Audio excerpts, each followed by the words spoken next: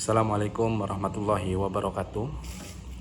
Sekarang saya sedang ada di Jakarta, lagi ada kegiatan di sini. Dan alhamdulillah ini di hari pertama kita berkesempatan nginep di markasnya Ikawangi Jakarta. Markasnya Ikawangi Pusat di Jakarta. Jadi di Jakarta ada beberapa markas Ikawangi dan ini pusatnya. Buat yang belum tahu, Ikawangi itu Ikatan Warga Banyuwangi, begitu ya. Jadi perantauan Banyuwangi yang ada di luar kota itu punya komunitas namanya Ikawangi. Nah, hari ini saya ingin jawab satu pertanyaan penting di konten obat diabetes kemarin. Ini saya lagi beperjalanan jauh, jadi saya membawa obat seperti ini. Ini Glimiperit dan Metformin yang 500 mg. Jadi ini saya bawa.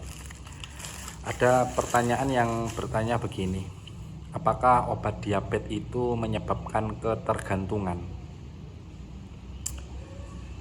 Jadi begini, menurut saya nih ya, sebagai manusia yang orang biasa begitu ya, bukan dokter, bukan orang kesehatan, yang hanya tahu info dari dokter, dari orang kesehatan, bahwa memang obat diabetes itu tidak bisa menyembuhkan diabetes. Obat diabetes itu diminum untuk mengendalikan gula darah. Jadi diabetesnya tidak sembuh, tetapi gula darahnya terkontrol. Saya agak kurang detail memahaminya, tetapi itu yang saya pahami dari penjelasan dokter yang saya tahu, bahwa ketika kita minum obat diabetes, maka gula darah kita akan terkontrol, akan turun. Glimiperit yang diminum ketika pagi hari setelah puasa malam dan belum makan itu nampaknya menekan dan memfungsikan pankreas kita lebih kuat. Sementara metformin yang diminum setelah makan itu, kalau tidak salah yang saya dengar penjelasannya adalah dia mengurangi penyerapan gula oleh lambung atau usus kita. Jadi yang satu menguatkan pankreasnya,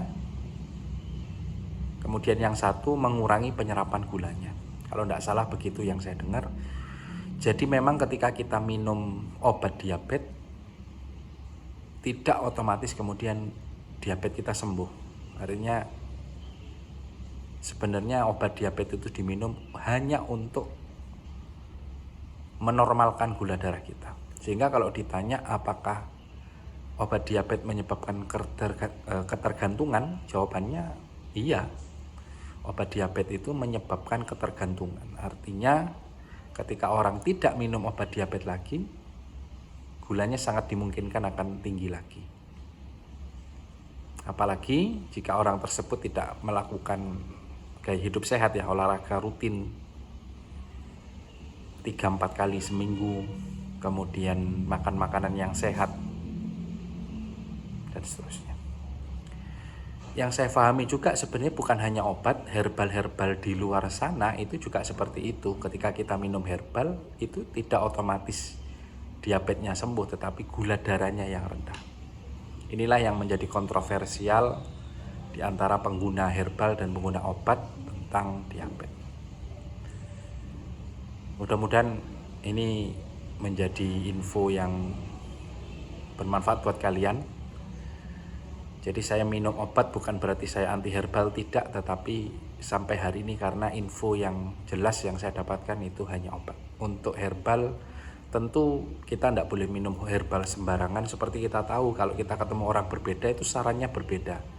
Kita ketemu si A, dia menyarankan obatnya daun ini, ketika ngomong si B daun itu, dan sebagainya. Dosisnya juga belum jelas, akibatnya juga belum jelas. Jadi saya hanya mengikuti info dari ya ahli ilmunya, dokter, yang itu menurut saya paling jelas yang saya dapatkan hari ini tentang menjaga gula darah untuk penderita diabetes. Ke depan sangat mungkin pendapat saya ini berbeda dan berubah dengan berkembangnya ilmu yang ada di diri saya. Mungkin saya nanti akan bertemu dengan dokter baru, saya bertemu dengan tabib yang mengerti tentang herbal secara keilmuan, sangat mungkin nanti saya berubah. Yang pasti setelah saya bertemu dengan teman saya yang dokter itu, saya dinasihati untuk menjaga gula darah dan saya pikir itu benar. Saya tidak boleh diam saja, saya harus melangkah mengambil keputusan untuk diri saya dan inilah keputusan yang saya ambil. Untuk teman-teman juga silahkan mengambil keputusan, apakah hanya ketika sudah tahu dirinya diabetes terus sudah tahu kalian diabetes kalian diam saja, atau minum obat atau minum herbal atau minum apapun, atau hanya dengan olahraga dan menjaga pola makan, itu hak teman-teman semuanya. Mudah-mudahan kita semua diberi kesehatan. Assalamualaikum warahmatullahi wabarakatuh.